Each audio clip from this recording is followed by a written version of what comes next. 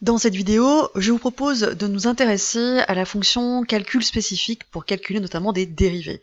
Alors, on imagine que nous avons ici la courbe, la trajectoire d'une bille, ici y en fonction de x, et que l'on souhaite calculer la vitesse, les composantes vx et vy de la vitesse de la bille, donc composantes selon l'axe ox et selon oy, et on souhaite afficher ces valeurs.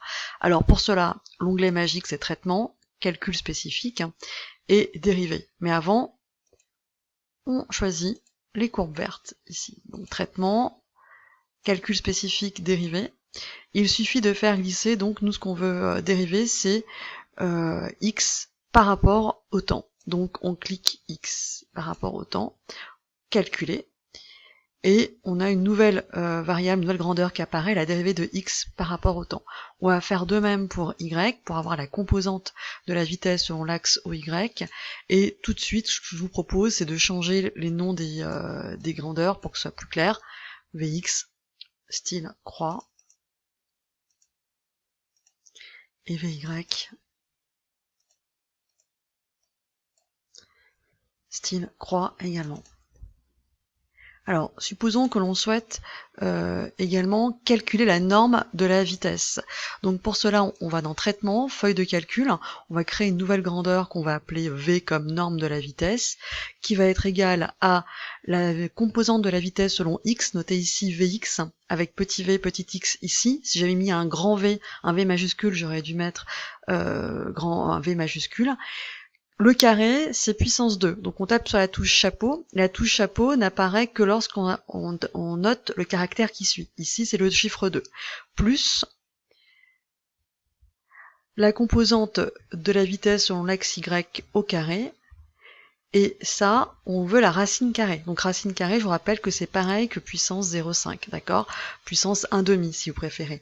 Racine cubique, ce serait puissance 1 tiers. Voilà. Une fois que c'est fait, on a deux possibilités. Soit on clique sur Calcul, puis Exécuter, soit alors on tape directement sur la touche F2. Donc ici, 56 valeurs ont été calculées, c'est le nombre de positions qu'on a repérées. Alors, si on veut tracer V en fonction du temps, Vx en fonction du temps, Vy en fonction du temps, bien déjà on va retirer cette courbe qui ne nous intéresse plus ici, et on fait tout simplement glisser.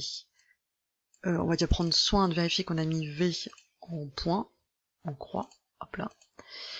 Voilà, et c'est parti, on fait glisser tout simplement Vx, Vy et V. Alors là, c'est pas très pratique de tout repérer, donc là, pour le coup, c'est peut-être plus intéressant d'avoir ici des lignes, des traits. Alors on pourra commenter ces différentes courbes.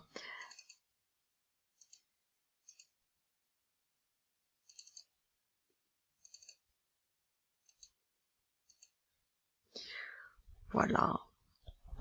Donc ensuite, on peut très bien faire un focus que sur l'une de ces grandeurs. Alors ici, je me rends compte que la courbe Vy en fonction du temps n'apparaît pas.